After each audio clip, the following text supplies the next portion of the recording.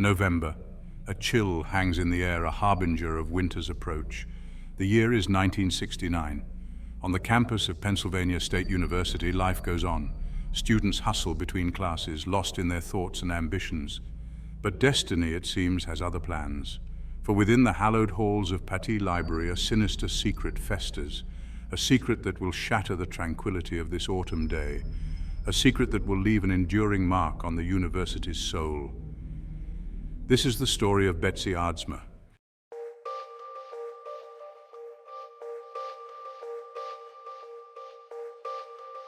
Her name, Betsy Aardsma, a bright and promising graduate student. A young woman on the cusp of a fulfilling life. But fate, it seems, had other plans. On November 28, 1969, Betsy's life was tragically cut short. Murdered, stabbed to death in the seemingly safe confines of the university library. The news sent shockwaves through the campus and beyond. How could such a horrific act occur in a place meant for learning and enlightenment? The question hung heavy in the air, unanswered.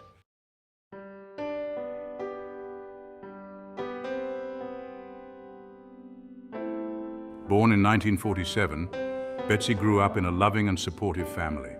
Her intelligence and kind nature shone brightly. She excelled in school, her thirst for knowledge evident. After graduating high school, Betsy set her sights on higher education. Pennsylvania State University became her new home. It was here that she pursued her passion for English literature. Betsy thrived in the academic environment, impressing professors and befriending classmates. She had a bright future ahead of her, filled with promise and potential.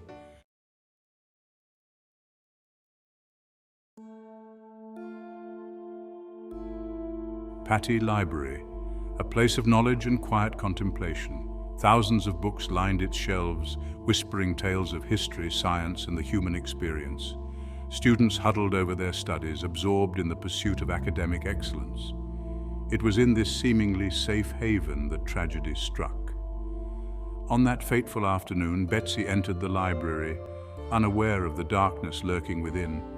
She ventured into the stacks, searching for a specific book. And then, the unthinkable happened. A scream pierced the silence, followed by an eerie quiet.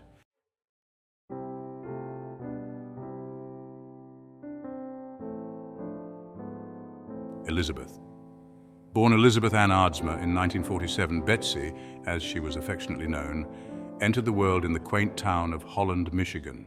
Holland, a town where life moved at a slower pace, where neighbors knew each other by name, and where children could play freely in the streets. Betsy's childhood was filled with the simple joys of small-town life. She attended Holland High School, where her intelligence and thirst for knowledge quickly set her apart. Brilliant. Teachers recognized her sharp mind and her passion for learning, particularly her love for literature. She excelled in her studies, earning top marks and the admiration of her peers.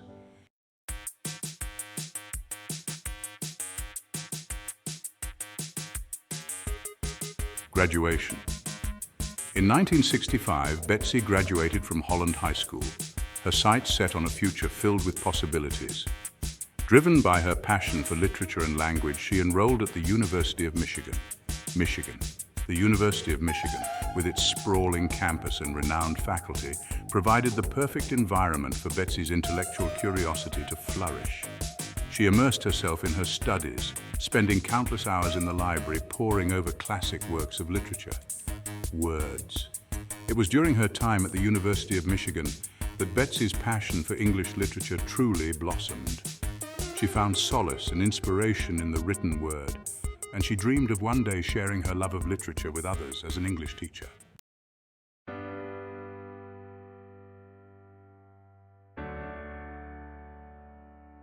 Love. While at the University of Michigan, Betsy's life took an exciting turn when she met Donald Sotka, a fellow student who shared her passion for learning and her kind heart. Their connection was immediate and profound, and their shared love of books and ideas formed a strong bond between them. Penn State. In pursuit of her master's degree in English, Betsy transferred to Pennsylvania State University. Donald, equally ambitious, had also been accepted to Penn State's graduate program in geophysics. The couple, overjoyed to be pursuing their academic dreams together, settled into life on the vibrant Penn State campus. future. They were a striking couple, their love story unfolding against the backdrop of academic ambition and the excitement of a fresh start. Betsy excelled in her graduate studies, impressing professors with her sharp intellect and her insightful interpretations of literary works.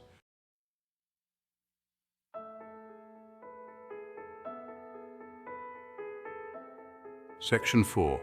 The calm before the storm, the days leading to fate. Betsy's warm and genuine nature endeared her to everyone she met. She made many close friends at Penn State, fellow students who shared her love of learning and her zest for life. Life seemed full of promise for Betsy. She was deeply in love, thriving in her academic pursuits, and surrounded by a close-knit circle of friends. Betsy and Donald were making plans for their future together. They had both been accepted to PhD programs, and they dreamed of pursuing careers in academia, sharing their love of learning with future generations. Their happiness was palpable, their future bright. But fate, it seemed, had other plans for Betsy Aardsma. As the leaves began to turn and a chill settled over the Penn State campus, a darkness was approaching. A darkness that would forever alter the course of Betsy's life and leave an enduring scar on the university community.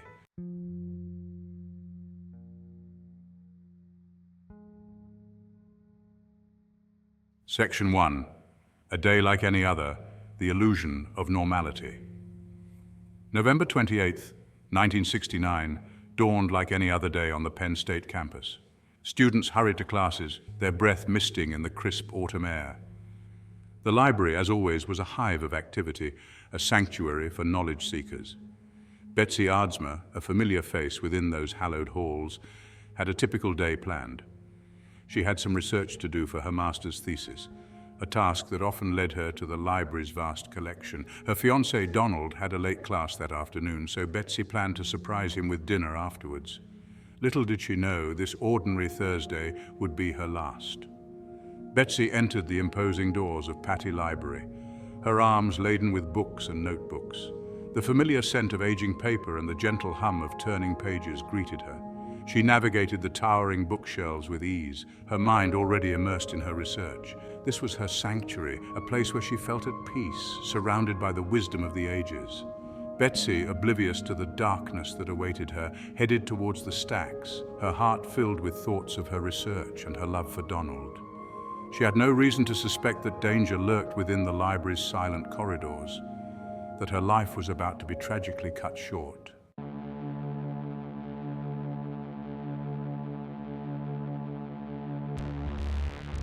Section 2. Into the stacks, Betsy's final steps. The stacks, a labyrinthine world of knowledge, held a certain allure for Betsy. It was here, amidst the towering shelves and the musty scent of old books, that she felt closest to the subject she studied. She ventured deeper into the rows, her fingers trailing along the spines of centuries-old volumes. The silence, usually comforting, now held an unsettling quality. According to some accounts, Betsy had received a note earlier that day. Its contents remain a mystery, but some speculate it was a message from someone she knew, someone who wanted to meet her in the library's secluded depths. Was it an innocent invitation or something more sinister? The answer, lost to time, continues to fuel speculation. As Betsy moved deeper into the stacks, she might have felt a presence, a subtle shift in the air, a whisper of something amiss. But with her focus on her research and the anticipation of seeing Donald later, she likely dismissed any unease. She continued her search, unaware that her every step brought her closer to danger. Some witnesses would later recall seeing a single red rose lying on a nearby table, its vibrant color a stark contrast to the muted tones of the library. Was it a token of affection, left by a secret admirer, or a chilling calling card, a symbol of something more sinister? The mystery of the rose, like so many other details of that fateful day, remains unsolved.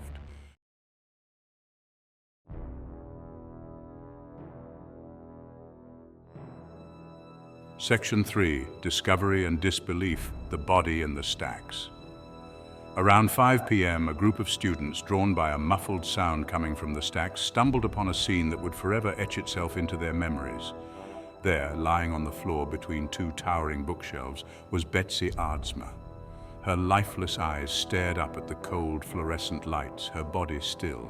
Her hand still clutched a book, as if frozen in time, a poignant reminder of the life cut short, the knowledge forever out of reach.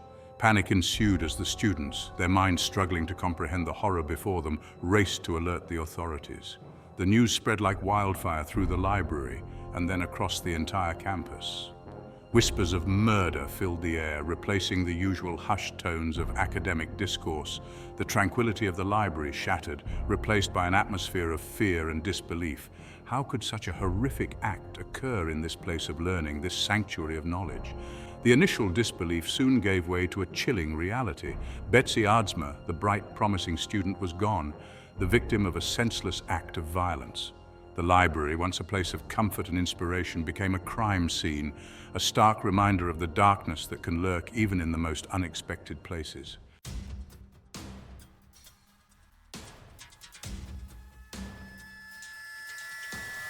Section 4, the first 48 hours, a frantic search for answers. The arrival of police cars and ambulances shattered the evening quiet.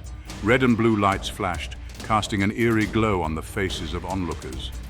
The magnitude of the situation became horrifyingly clear. This was not a student prank gone wrong, not a tragic accident. This was murder.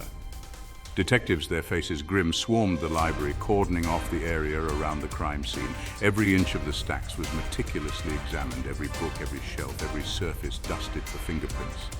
Witnesses were interviewed, their accounts often fragmented and contradictory, adding to the puzzle. Leads were followed, but they often led to dead ends, leaving investigators frustrated and no closer to finding Betsy's killer. The lack of a murder weapon, the absence of signs of a struggle, and the seemingly random nature of the attack deepened the mystery. The media descended upon the campus, hungry for any scrap of information.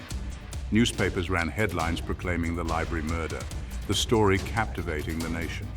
The pressure mounted on the police to find the perpetrator, to bring justice for Betsy and her grieving family.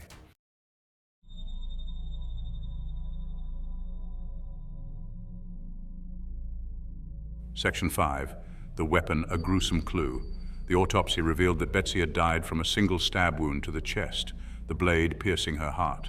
The precision of the attack suggested a killer who was not only ruthless, but also familiar with human anatomy. The lack of defensive wounds on Betsy's body indicated she was caught completely off guard, unable to fight back against her assailant. The murder weapon was never found, further hindering the investigation. Theories abounded about the type of knife used, with some experts suggesting a thin-bladed instrument, perhaps a stiletto or a hunting knife. The lack of a murder weapon left a gaping hole in the case, making it difficult to connect a suspect to the crime. Forensic analysis of Betsy's clothing revealed foreign fibers, offering a glimmer of hope in the investigation. These microscopic clues, painstakingly collected and analyzed, suggested the killer may have worn a distinctive garment, perhaps a coat or a sweater, that could help identify them. Despite the gruesome nature of the crime, these tiny fibers represented a tangible link to the killer, a thread that investigators hoped would lead them out of the labyrinth of unanswered questions and bring Betsy's murderer to justice.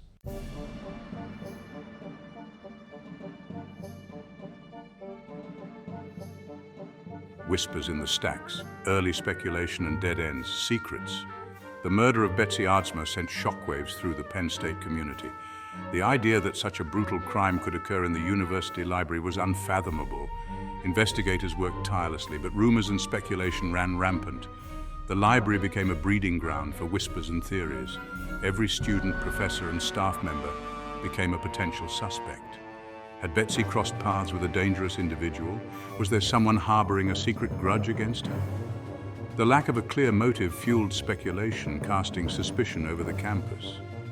Theories ranged from the plausible to the outlandish. Despite the abundance of theories, the investigation hit dead ends. As time passed, the trail grew colder, leaving the community grappling with the reality that Betsy's killer might never be brought to justice.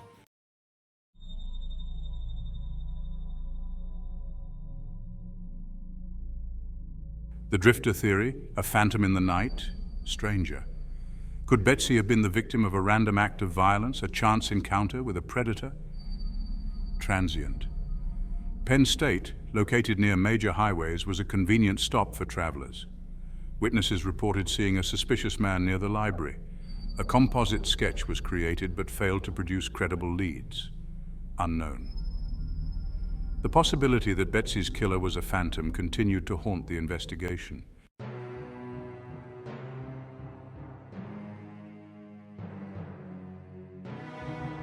The jealous lover, a crime of passion, happiness. Despite theories of a jealous lover, no concrete evidence emerged, leaving the case speculative.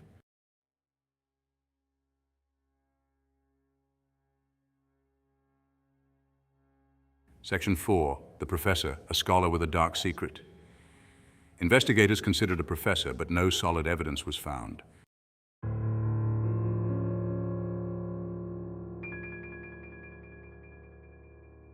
Section 5. The case that time forgot, lingering questions and cold cases.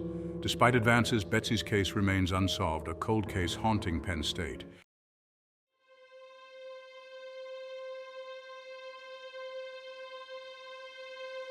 Section 1. A campus shrouded in fear, the immediate aftermath.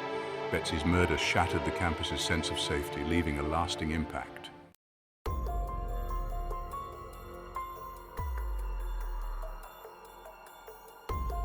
Section 2. Shifting sands of trust, the erosion of security. Heightened security measures changed campus life, eroding trust and freedom.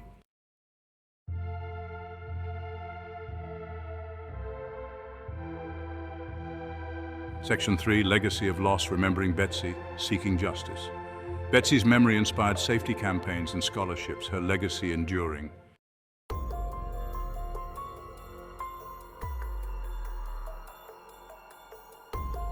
Section 4. Unhealed wounds, the enduring impact of uncertainty. The unsolved case continues to haunt, with no closure for Betsy's loved ones.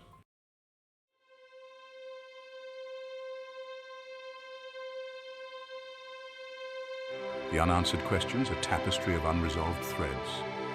Betsy's murder remains a mystery with no definitive answers or suspects.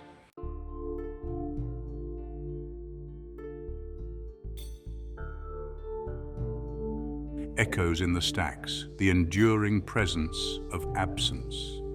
Betsy Aardsma's memory lingers, an enduring echo in the stacks, a poignant reminder of a life tragically cut short. Her absence is most profoundly felt in the spaces she once occupied, her laughter and infectious energy now silenced. A void that whispers her name, woven into the fabric of the university's history, a reminder of the fragility of life. The library now bears the weight of her unsolved murder, yet her memory serves as a beacon of hope, a testament to the enduring power of love and memory. The Penn State community honors her by embracing life, fostering awareness and compassion, ensuring her legacy lives on.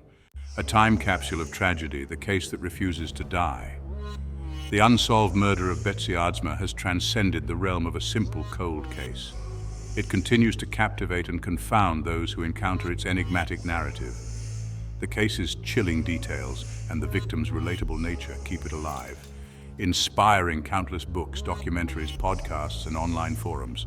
Armchair detectives and professional investigators alike continue to revisit the case. The case captures the public imagination, reflecting our desire for justice. Advances in forensic technology offer glimmers of hope. Investigators re-examine evidence, hoping to find a match. The passage of time presents significant challenges. Despite obstacles, the case remains open, a testament to unwavering dedication. The pursuit of justice for Betsy Aardsma represents hope and perseverance. In pursuit of closure, the quest for justice continues. The murder of Betsy Aardsma remains an unsolved mystery. Her memory lives on in the hearts of those who knew her. The quest for closure extends beyond identifying her killer. It seeks understanding and prevention of future tragedies. Betsy's murder impacted the Penn State community deeply. Her death shattered the illusion of campus safety. It sparked a national conversation on campus security. The community channeled grief into positive action. Student groups advocate for increased security measures. The university implemented new policies to prevent future tragedies. The pursuit of justice for Betsy is a testament to hope. Behind every unsolved mystery lies a human story. The quest for closure continues, fueled by dedication and hope.